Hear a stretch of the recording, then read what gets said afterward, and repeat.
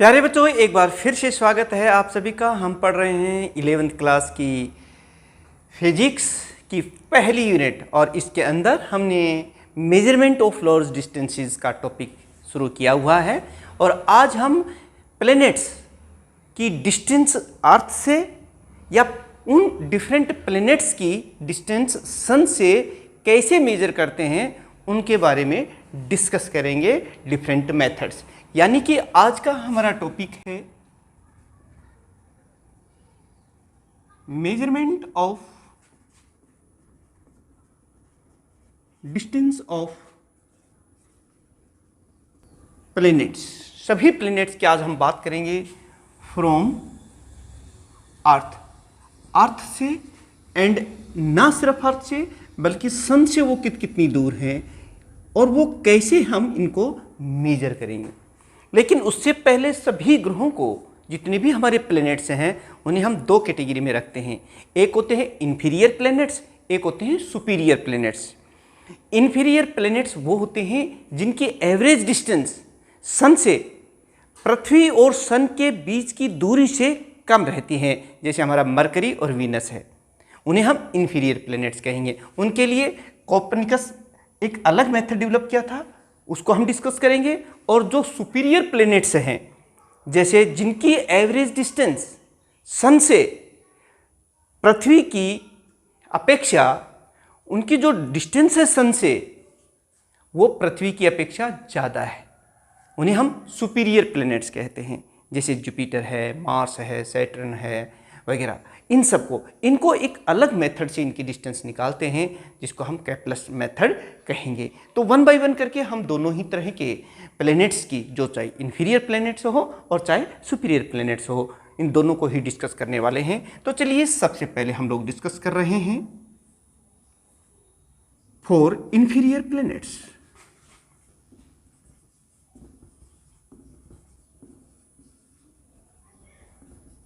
तो सबसे पहले आप यहाँ ये बता दीजिए कि ये इंफीरियर प्लैनेट्स होते क्या हैं। मैं लिख देता हूं इनको।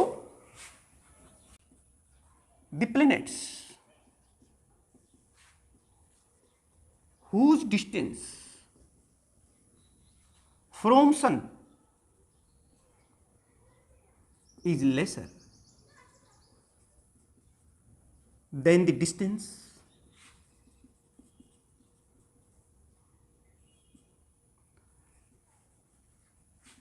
of earth from sun।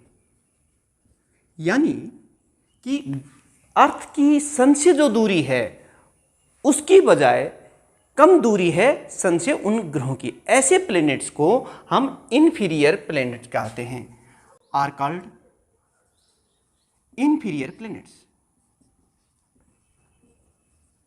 और इनके बारे में प्यारे बच्चों आप जानते हैं, मरकरी, बुध ग्रह या फिर हमारा वीनस जो है वो भी इसी कैटेगरी में आता है। ये दो प्लैनेट्स हैं, इनकी बात करेंगे। अब बात करते हैं कोपरनिकस जो है साइंटिस्ट, जिन्होंने एक मेथड डेवलप किया, जिसे मैं बताता हूँ आपको। कि सपोज कीजिए ये हमारे पास सन है, ये सन है, ठीक है। मेरे साथ साथ आप अपने नोट्स बनाते रहिए। और ये देखिए, ये मान लो कोई प्लैनेट है। ये प्लैनेट हो सकता है आपका कोई मरकरी हो सकता है या फिर वीनस हो सकता है, इंफीरियर प्लैनेट है। अब देखिए,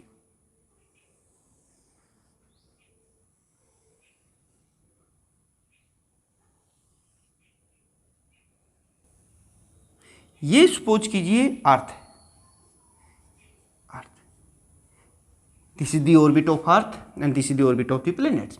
और प्लैनेट कौन सा? ये मरकरी या वीनस में से कोई हो सकता है, इंफीरियर प्लैनेट्स है। और ये सन है। तो सन और अर्थ, ये डिस्टेंस हम पहले से ही जानते हैं। ये देखिए, ये 1 एस्ट्रोनॉमिकल यूनिट होती है। हमने आपको बताया था ना, the average distance between the sun and the earth is called 1 astronomical unit. अच्छा, ये जो डिस्टेंस देखिए यहाँ से अर्थ के, ये डिस्टेंस जो है ये प्लेनेट और अर्थ के बीच की डिस्टेंस है। और ये जो डिस्टेंस है ये सन और प्लेनेट के बीच की दूरी है। इस दूरी को हम DPE कह देते हैं। ये दूरी जो प्लेनेट और अर्थ के बीच की दूरी है, और ये सन और अर्थ के बीच की दूरी को, इसको हम DSE कह देते हैं।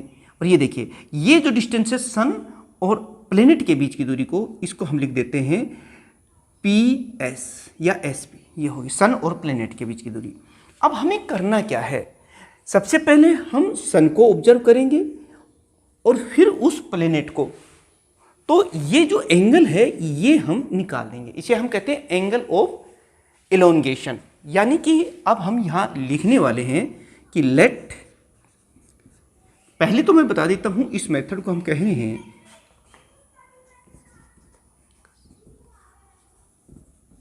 मेथड। इस मेथड को डिटेल में हम यहाँ डिस्कस करेंगे कि कोपर्निकस ने इसको डेवलप किया था, तो उन्हीं के नाम से ये मेथड जाना जाता है। तो लेट अस, ये देखिए, is the angle of elongation, ये वाला एंगल है। ये पहले यहाँ से हमने प्लेनेट को देखा और फिर उस टेलीस्कोप से उसको सन को देखा, और उनके बीच में ये जो एंगल है, एंगल ऑफ इलोंगेशन, उसको डिटरमाइन कर लिया। इज द एंगल ऑफ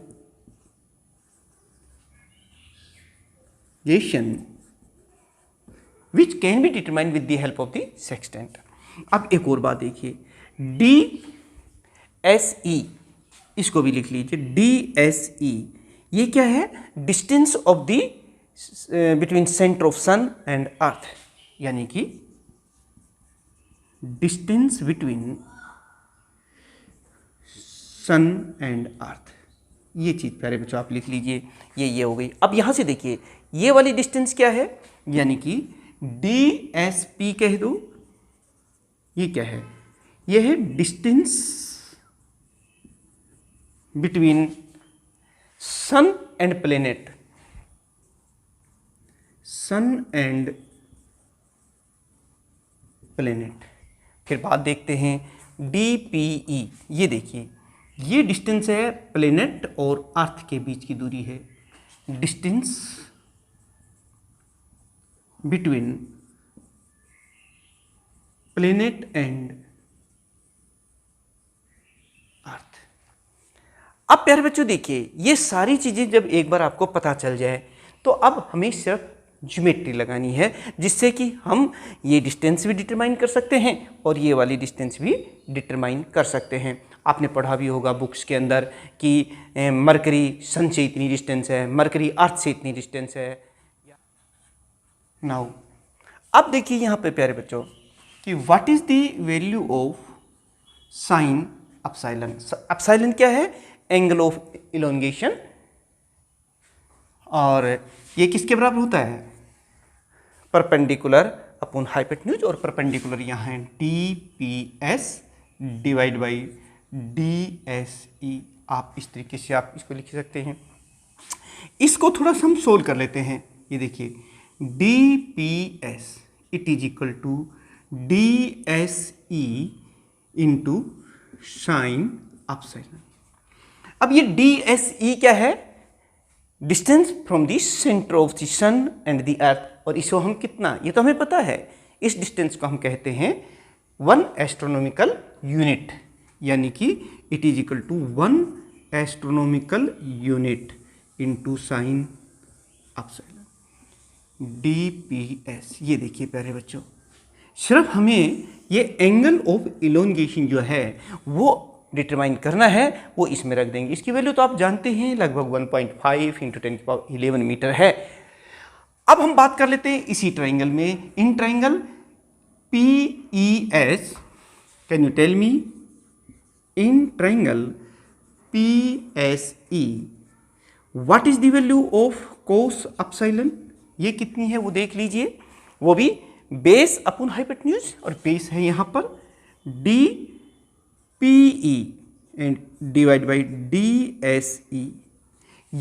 और इसे अगर हम लिखना चाहें तो इस तरह से लिख सकते हैं, DPE is equal to DSE into cos epsilon.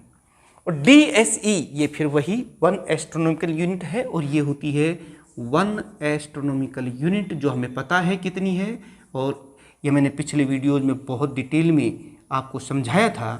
तो प्यारे बच्चों ये देखिए, सिर्फ हमें अपसाइलन वैल्यू को मेजर करना है, और इन फार्मूलों की सहायता से अगर इसकी वैल्यू इस फार्मूले में रख दें तो ये जो है उस प्लेनेट और सन के बीच की डिस्टेंस को दे देगा। प्लेनेट वीनस या फिर मरकरी हमारा इन्फीरियर प्लेनेट होना चाहिए, और ये जो अगर हम इस फार्मूले में रख दें तो इससे हमें डिस्टेंस ऑफ द प्लेनेट और अर्थ का पता चल जाएगा। तो प्यारे बच्चों, ये बात हुई हमारी इन्फीरियर प्लेनेट की, जो कोpernicus ने एक मेथड डेवलप किया था, उसकी सहायता से हम उन ग्रहों की, उन प्लैनेट्स की सन से या उन प्लैनेट्स की अर्थ से डिस्टेंस मेजर कर सकते हैं। अब हम देखते हैं हमारे जो सुपीरियर प्लैनेट्स हैं, जैसे मार्स है, जुपिटर है, सैटर्न है, जिनकी डिस्टेंस पृथ्वी की अपेक्षा सूर्य से ज़्यादा है। जैसे सूर्य और पृथ्वी की डिस्टेंस है ना, उससे ज़्यादा है उन ग्रहों की सूर्य से दूरी, इन्हें हम सुपीरियर प्लैनेट्स कहते हैं। फॉर सुपीरियर प्लैनेट्स,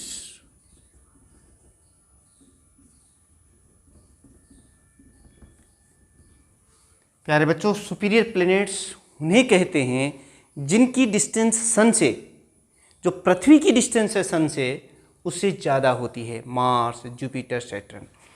और केपलर ने अपना मेथड यूज किया, इसमें केपलर्स लॉ को यूज करके इनकी हम डिस्टेंस निकाल सकते हैं। तो चलिए पहले लिख लेते हैं कि ये सुपीरियर प्लैनेट्स क्या होते हैं।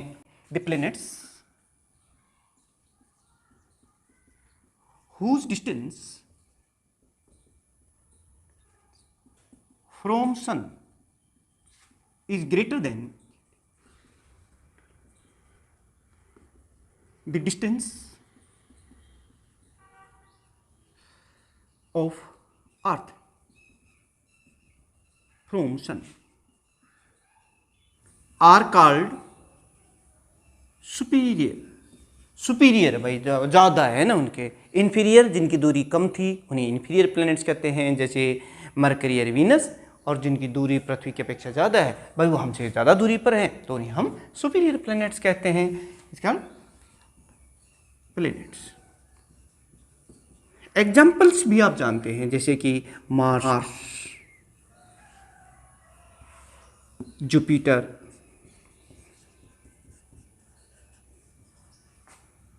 और सैटर्न,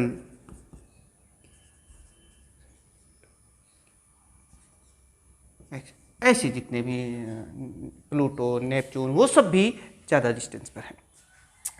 और इनकी डिस्टेंस को मेजर करने के लिए केपलर्स ने अपना लॉ लगाया, केपलर्स लॉ लगाए, और इस मेथड को कहते हैं केपलर्स मेथड।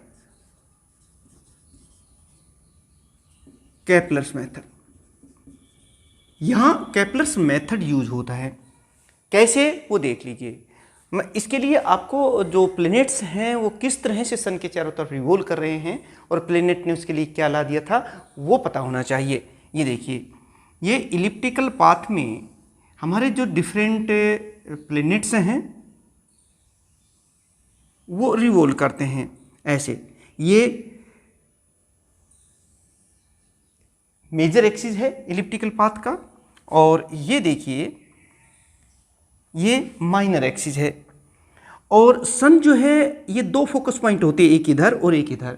सन किसी एक फोकस पॉइंट पर यहाँ होता है, यहाँ सन है जैसे सपोज कीजिए। और इतने हिस्से को, ये जो यहाँ से लेकर के यहाँ तक ये जो हिस्सा है, इसे हम कहते हैं semi major axis. Semi major axis, semi major axis का मतलब है जो मेजर एक्सिस है उसका आधा, और ये जो हिस्सा है इसे हम कहते हैं सेमी माइनर एक्सिस।